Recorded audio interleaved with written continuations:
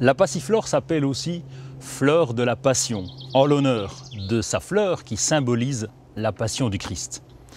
Les passiflores sont des plantes grimpantes qui font des vrilles pour s'accrocher après leur tuteur. Les passiflores sont originaires d'Amérique et des zones tropicales. Certaines peuvent être plantées en pleine terre, mais la plupart s'installent en véranda ou même à l'intérieur. Il s'agit de la passiflore caeruela. Elle est capable de tenir jusqu'à -10, -15 degrés si le sol est bien drainé, si elle est à l'abri du vent et si elle est en plein soleil. Elle peut supporter la mi-ombre, mais avec le soleil, nous aurons beaucoup plus de fleurs. L'intérêt des passiflores, c'est bien sûr leur floraison impressionnante, avec un pistil protubérant.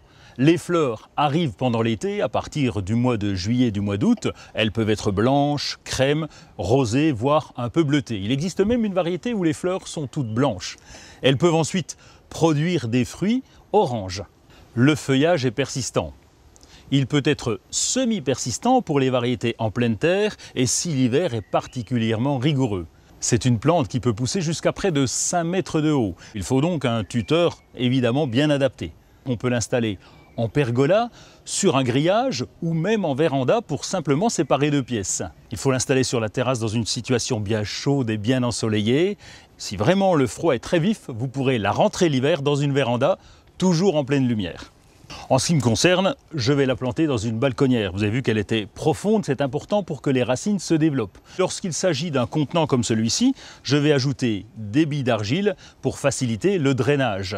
J'installe un feutre de jardin pour séparer les billes d'argile du terreau et pour que ma terrasse reste bien propre lors des arrosages. Plus le pot est gros et plus les plantes se développeront facilement. Pour ma part, j'ai choisi un pot de couleur gris pour bien se fondre dans le décor, ça va être superbe.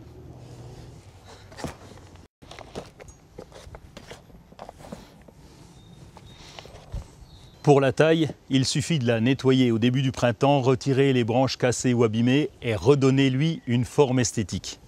Alors dans cette balconnière, je vais pouvoir installer au moins 2 plantes, mais tous les conseils sont identiques pour la pleine terre. Il faut bien sûr tremper la plante, retirer le pot, défaire les racines. La passiflore est une plante à croissance très rapide, alors évidemment au début, ça fait un petit peu isolé dans ce grand pot. Vous pouvez la première année installer des plantes annuelles, mais ensuite, les racines prendront tout le volume du pot. Il faut bien sûr couper les fleurs fanées pour en avoir de nouvelles. En revanche, si vous les laissez, vous pourrez apercevoir de très jolis fruits orange.